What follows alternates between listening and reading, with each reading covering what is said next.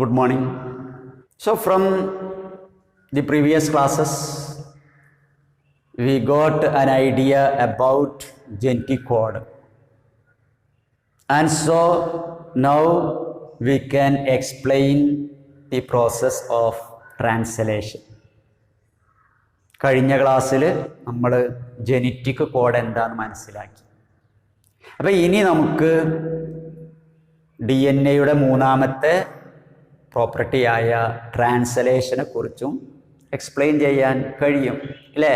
കാരണം ട്രാൻസ്ലേഷൻ എന്ന് പറയുന്നത് DNA-യിൽ നിന്ന് RNA-യിലൂടെ പ്രോട്ടീൻ സിന്തസിസ് നടത്തുന്നതാണ്. ആ പ്രോട്ടീൻ ആവശ്യമായിട്ടുള്ള അമിനോ ആസിഡുകൾ DNA-യിൽ ജെനറ്റിക് കോഡുകളായിട്ട് ഉണ്ട് എന്ന് നമ്മൾ മനസ്സിലാക്കി. So now we R discussing the translation.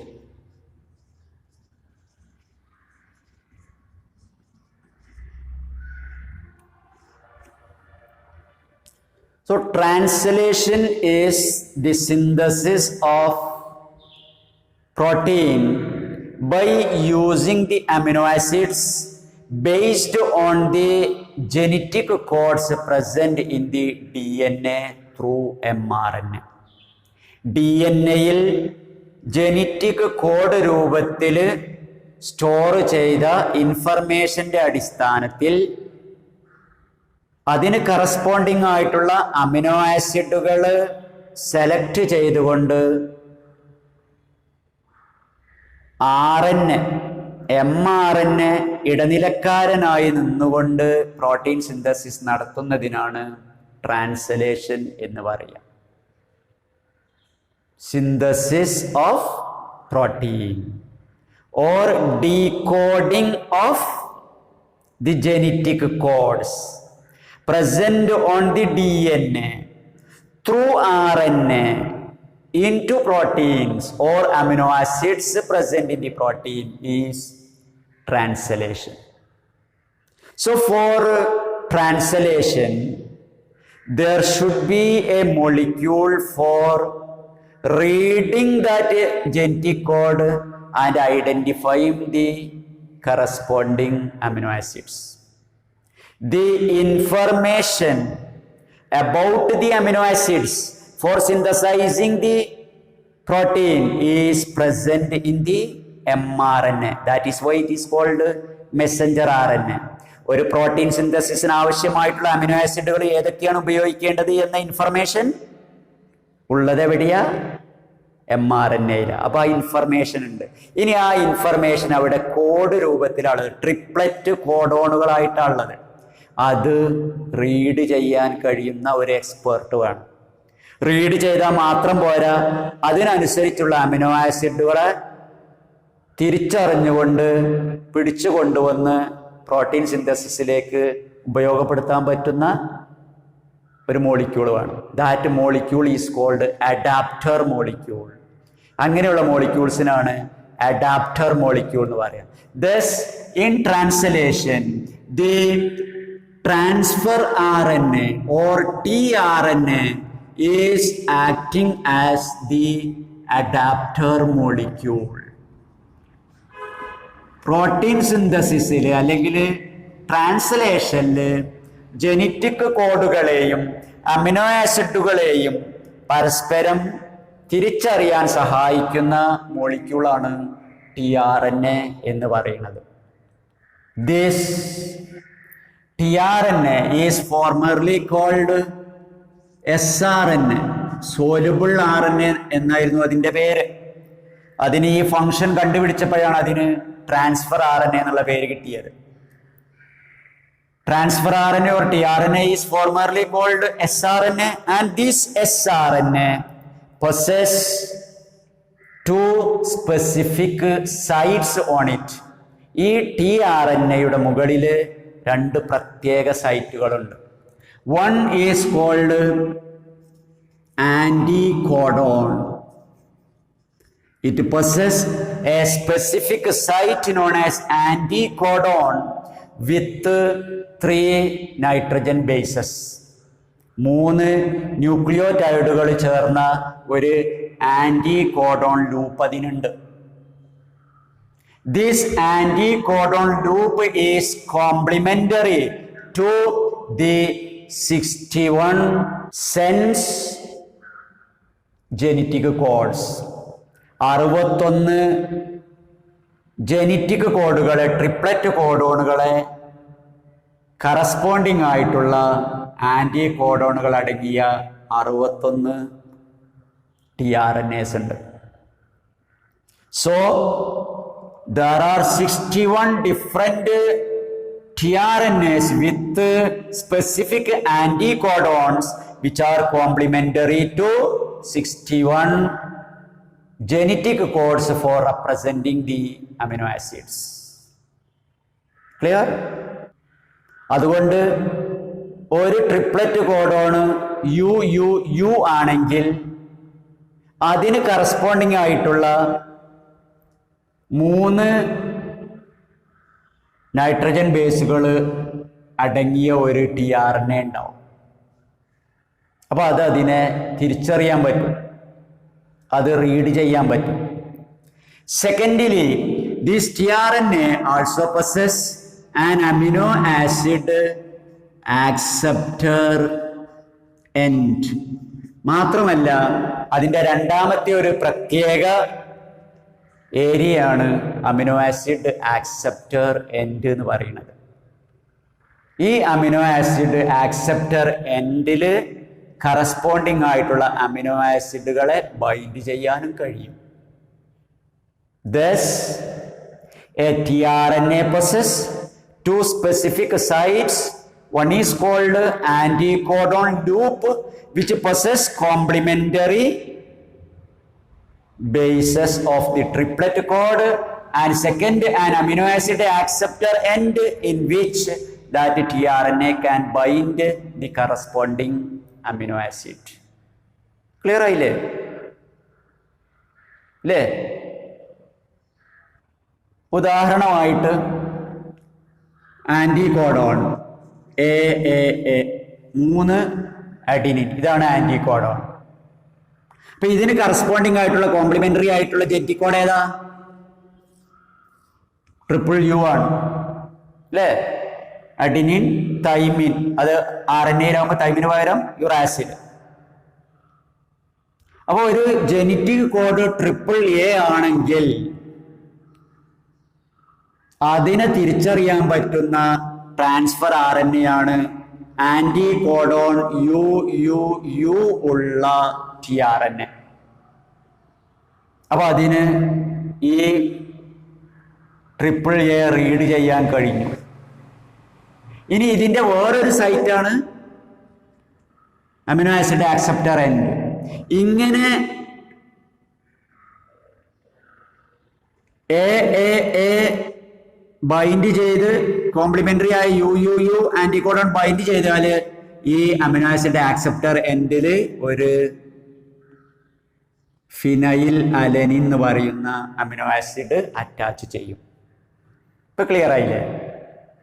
ഇങ്ങനെയുള്ള മോളിക്യൂൾസിനാണ് അഡാപ്റ്റർ മോളിക്യൂൾസ് എന്ന് പറയുക. The 2D structure of tRNA is Clover leaf like. Clover leaf പോലെയാ. You can observe the 2D structure in the diagram. Clover leaf like, with an amino acid acceptor end and anticodon loop. But its original structure or the 3D structure is like inverted L. The capital letter L. ഈ capital letter L invert ചെയ്ത പോലെ എങ്ങനെയാണ് ഉണ്ടാവുക? This is the original structure of tRNA. Clear? അപ്പോൾ ഇവിടെ protein സിന്തസിസിന് translation ആവശ്യമായിട്ടുള്ള information mRNA കൊണ്ടുവന്നു. അത് റീഡ് ചെയ്യാനും കറസ്പോണ്ടിങ് ആയിട്ടുള്ള അമിനോ ആസിഡുകളെ കണ്ടെത്താനുമുള്ള എക്സ്പേർട്ട് ആയിട്ടുള്ള ആള് tRNA ഉണ്ട് അല്ലേ? ഇനി എന്ത് വേണം? ഇനി സിന്തസിസ് നടത്താൻ ഒരു ഫാക്ടറി വേണം. The place for translation is ribosome. The factory for the protein synthesis or translation is ribosome. Ribosomes are formed of the rRNA, ribosomal RNA and more than 80 different proteins. ഒരു ribosome ഉണ്ടാക്കിയത് മെയിനായിട്ട് ribosomal RNA കൊണ്ടും കൂടാതെ 80-ലധികം protein കൊണ്ടുമാണ്. And during the free period a ribosome possesses two units, a small subunit and a larger subunit. ഒരു small sub യൂണിറ്റും ഒരു large sub യൂണിറ്റും ആയിട്ട് രണ്ടായിട്ടാണ് ഉണ്ടാവുക. A ribosome possesses a small subunit and a large subunit. They become separated when they are not doing the function. Protein synthesis നടത്താത്ത സമയത്ത് രണ്ടും separate ആയിട്ടാണ് ഉണ്ടാവുക. The larger subunit possesses two specific sites for the binding of amino acid. Larger sub യൂണിറ്റിൽ amino acid bind ചെയ്യാൻ വേണ്ടിയിട്ട് രണ്ട് സൈറ്റുകൾ ഉണ്ടാവും. One A site and A P site. ഒരു എ സൈറ്റും ഒരു പി സൈറ്റും ഉണ്ടാവും. And this is for binding the amino acids.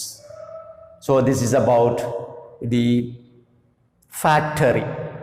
Protein സിന്തസിസിന് ആവശ്യമായിട്ടുള്ള ഫാക്ടറി എന്ന് പറയുന്നത് സെല്ലിലെ സൈറ്റോപ്ലാസത്തിലെ റൈബോസോമുകളാണ്. ആ റൈബോസോം ഉണ്ടാക്കിയത് റൈബോസോമൽ RNA കൊണ്ടും അതുപോലെ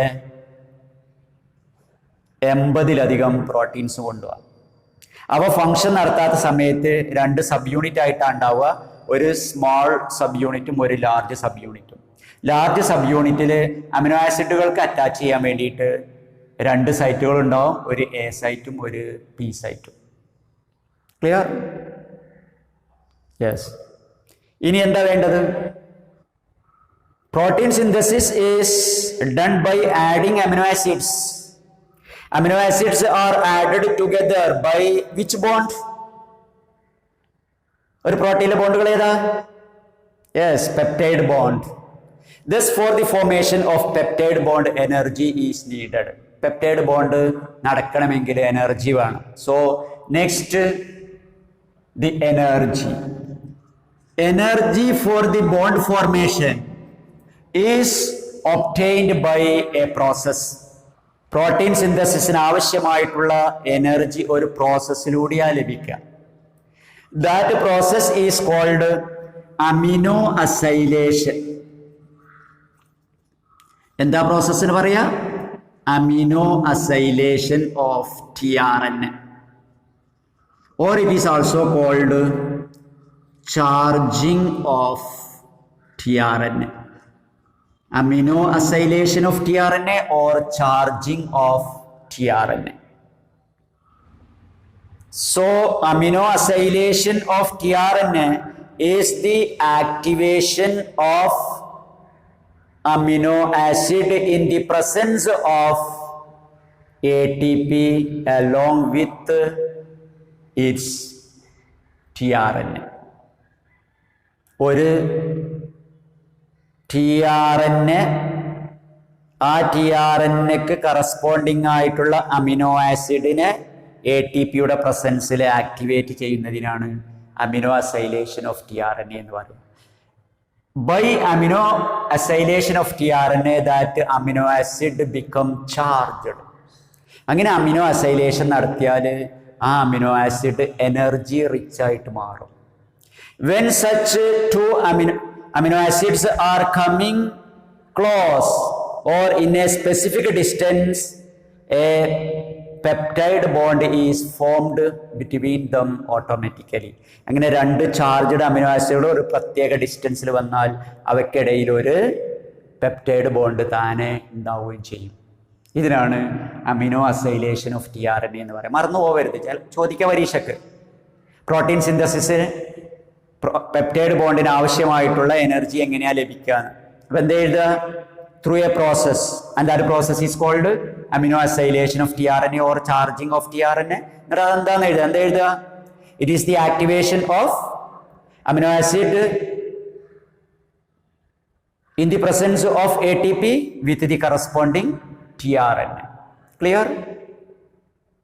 Padum I. Then enzymes വേണം. Peptide bonds are catalyzed by many enzymes, and the rRNA or ribosomes are also acting as the enzymes. ഇവിടെ കാറ്റലിസ്റ്റ് ആയിട്ട് ആക്ട് ചെയ്യുന്നത് റൈബോസോമൽ RNA ആണ്. Ribosomal RNAs are acting as the catalysts for the peptide bond formation. So now enzymes are also ready. You have studied one such catalyst in the first year. Are you remember? First year li ningal anganeyulla oru catalyst ne kurichu padichittundu. Orkunnunda? Unda? Yes, ribozyme. Ribozyme is a catalyst and it is the 23S rRNA present in bacteria. ബാക്ടീരിയയിലെ 23S rRNA ആണ് ribozyme എന്ന് പറയുന്ന catalyst. Thus, for the translation, information about the amino acid is present in the mRNA, or mRNA is acting as the template. Then ribosomes are the factory. Adapter molecules are the tRNAs for reading that template and identifying the corresponding amino acids. Then energy is by a process called amino acylation, and enzymes are ribosomes or ribosomal RNA, etc. Now the process. For translation, there is a segment of mRNA. This segment between the start codon AUG and the stop codon is the template or translational unit for translation. Translation നടത്താൻ ആവശ്യമായിട്ടുള്ള mRNAയുടെ പാർട്ടിനാണ് translational unit എന്ന് പറയുക. അത് ഒരു start codon AUG മുതൽ അടുത്ത stop codon വരെയുള്ള പാർട്ടായിരിക്കും. Then translation is also divided into three. That is, first is initiation, starting of translation. Translation is started by the attachment of the smaller subunit of ribosome on the start codon AUG. mRNAയുടെ start കോഡോണായ AUGയിൽ റൈബോസോമിൻ്റെ small sub unit വന്ന് attach ചെയ്യുമ്പോഴാണ് translation start ചെയ്യുക. അതിൻ്റെ കൂടെ വേറെ കുറേ ഫാക്ടേഴ്സും ബൈൻഡ് ചെയ്യും. അപ്പോഴാണ് സ്റ്റാർട്ടാവുക. Then the second is elongation. Elongation is the synthesis of polypeptide chain or protein chain by adding amino acids. Amino ആസിഡുകളെ ആഡ് ചെയ്തുകൊണ്ട് ഒരു പോളിപെപ്റ്റൈഡ് ചെയിൻ ഉണ്ടാക്കുന്നതിനാണ് ഇലോങ്ങേഷൻ എന്ന് പറയുക. So the smaller subunit firstly attach on the start codon AUG. Immediately the large subunit also attach on the smaller subunit. Smaller subunit ആദ്യം പോയിട്ട് attach ചെയ്യുന്നു, അതിനുശേഷം ലാർജ് സബ്യൂണിറ്റും അതിൽ പോയിട്ട് അറ്റാച്ച് ചെയ്യും. Suppose This is an mRNA with the nucleotides. These three are the genetic code or codon. So first one is AUG.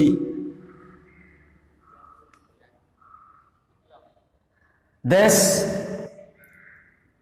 firstly, this smaller subunit of ribosome attach on it. Smaller subunit ഇതിമ ഒന്ന് attach ചെയ്തു. അപ്പോൾ start ആവും. ഉടനെ തന്നെ immediately the larger sub unit bind on it. Larger sub യൂണിറ്റും അതിമ വന്ന് bind ചെയ്യും. When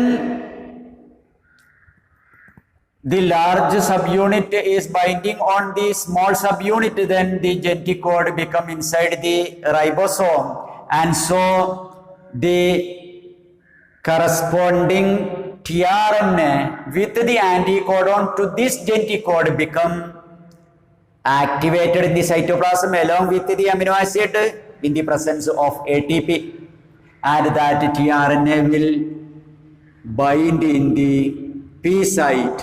അത് പി സൈറ്റിൽ വന്ന് ബൈൻഡ് ചെയ്യും along with the amino acid. Here it is methionine ഒന്ന് ആഡ് ചെയ്തു.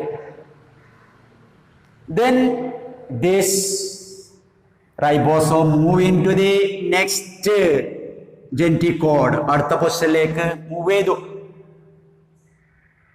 So the second genetic code is inside the ribosome, and so the corresponding tRNA become activated along with the amino acid, and it will bind in the A site. രണ്ടാമത്തത് വന്നിട്ട് A സൈറ്റിൽ വന്നിട്ട് bind ചെയ്യും. അത് വാലിനാന്ന് വിചാരിക്കാം. Thus here on the A site and P site, which are very close, two amino acids, charged amino acids are attached. So between these two a peptide bond is formed. അപ്പോൾ അതിൻ്റെ ഇടയിൽ ഒരു peptide bond form ചെയ്യും. Then this first tRNA is released from this. ഈ P സൈറ്റിൽ നിന്ന് ഒന്നാമത്തത് release ചെയ്തു പോവും, രണ്ടാമത്തത് പി സൈറ്റിലേക്ക് മാറും. ഉടനെ ഇത് മൂന്നാമത്തെ ജെനറ്റിക് കോഡിലെത്തും. അപ്പോൾ ഒരു മൂന്നാമത്തെ tRNA വന്നുകൊണ്ട് എ സൈറ്റിൽ ബൈൻഡ് ചെയ്യും. അങ്ങനെ പി സൈറ്റിലുള്ള രണ്ടാമത്തെ അമിനോ ആസിഡുമായിട്ട് മൂന്നാമത്തെ amino acid peptide bond form ചെയ്യും. And by moving these ribosome along the mRNA, new amino acids are added one by one, and the peptide chain is lengthening by adding the amino acids. This is called elongation.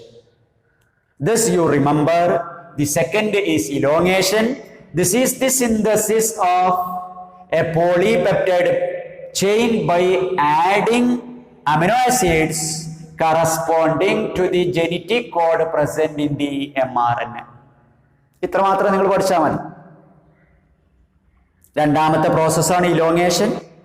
ഈ elongation പ്രോസസ്സിൽ ഒരു polypeptide ചെയിന് synthesis നടത്തും. അത് synthesis നടത്താൻ വേണ്ടിയിട്ട് ഈ ribosome mRNA മുകളിലൂടെ ഇങ്ങനെ സഞ്ചരിച്ചു കൊണ്ടിരിക്കും. ഓരോ ട്രിപ്ലറ്റ് കോഡുകളും അതിൻ്റെ ഉള്ളിൽ വരുമ്പം അതിന് കറസ്പോണ്ടിങ് ആയിട്ടുള്ള tRNA ആക്ടിവേറ്റ് ചെയ്തുകൊണ്ട് അമിനോ ആസിഡിനെ കൊണ്ടുവരും. ആ അമിനോ ആസിഡുകളെ കൂട്ടി യോജിപ്പിച്ചുകൊണ്ട് ഒരു പോളിപെപ്റ്റൈഡ് ചെയിൻ ഉണ്ടാവും. This is the elongation. Then third is termination. Termination means stoppage. Then finally, by moving along the mRNA, it reach in the stop codon. അങ്ങനെ അവസാനം അത് ഒരു സ്റ്റോപ്പ് കോഡോണിൽ എത്തും. For example UAA is a stop codon. When the ribosome is reaching in the UAA, there is no corresponding tRNA. Stop കോഡോൺസിന് corresponding ആയിട്ടുള്ള tRNA ഇല്ല. So a termination factor or release factor bind on it causing the release of polypeptide chain. അപ്പോൾ ഇതിൻ്റെ P സൈറ്റിലാണ് ഇപ്പോൾ ഒരു tRNA ഉണ്ട്, അതിന്മേൽ കുറേ അമിനോ ആസിഡുകൾ ഇങ്ങനെ കൂട്ടി യോജിപ്പിച്ച ഒരു പോളിപെപ്റ്റൈഡ് ചെയിൻ ഉണ്ട്. അപ്പോഴാണ് ഇത് സ്റ്റോപ്പ് കോഡോണിൽ എത്തിയത്. സ്റ്റോപ്പ് കോഡോണിൽ എത്തിയാൽ എ സൈറ്റിൽ ബൈൻഡ് ചെയ്യാനുള്ള tRNA ഇല്ല, കാരണം അതിന് കറസ്പോണ്ടിങ് ആയിട്ടുള്ള tRNA ഇല്ല. അപ്പോൾ അതിന് പകരമായിട്ട് ഒരു റിലീസ് ഫാക്ടർ ഇതിമ വന്ന് അറ്റാച്ച് ചെയ്യും, അല്ലെങ്കിൽ ഒരു ടെർമിനേഷൻ ഫാക്ടർ വന്ന് അറ്റാച്ച് ചെയ്യും. അതോടുകൂടെ ഈ പോളിപെപ്റ്റൈഡ് ചെയിൻ ഇതിൽ നിന്ന് ഡിറ്റാച്ച്ഡ് ആയിട്ട് മാറും. ഒപ്പം തന്നെ രണ്ട് സബ് യൂണിറ്റുകളും സെപ്പറേറ്റ് ആവും. അതിന്റെ ഫലമായി ട്രാൻസ്ലേഷൻ അല്ലെങ്കിൽ പ്രോട്ടീൻ സിന്തസിസ് സ്റ്റോപ്പ് ആയിട്ട് മാറും. This is the termination. That is when the ribosomes reach in the stop codon, the corresponding tRNA is absent, so a release factor bind on it. It causes the releasing of ribosomes from the mRNA and release of polypeptide chain from the ribosome, and the translation is stopped. Clear ആയില്ലേ?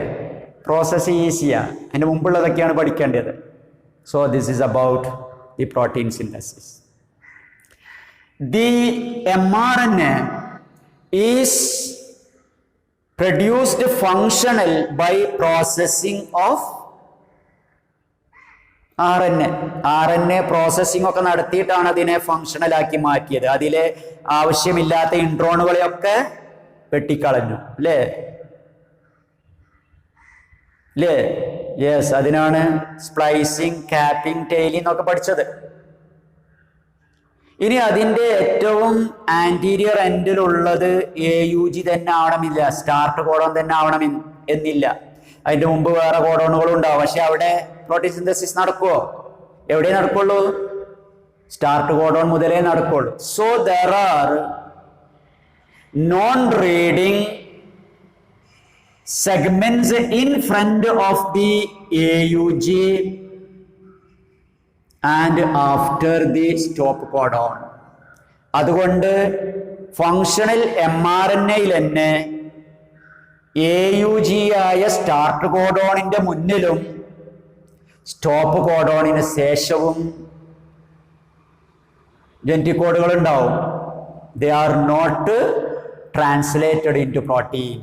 They are called untranslated regions or UTRs. So the regions of mRNA before the start codon and after the stop codon, which are not translated into proteins, are called UTRs or untranslated regions. So this is about the translation. Thus, to explain the translation, firstly we have to know the genetic code and its features. Then secondly we have to know the structure of tRNA, the adapter molecule. Then the factory, the process for energy, and the enzyme. And finally the untranslated regions or UTRs. So this is about the translation. നന്നായി പഠിക്കുക. Thank you.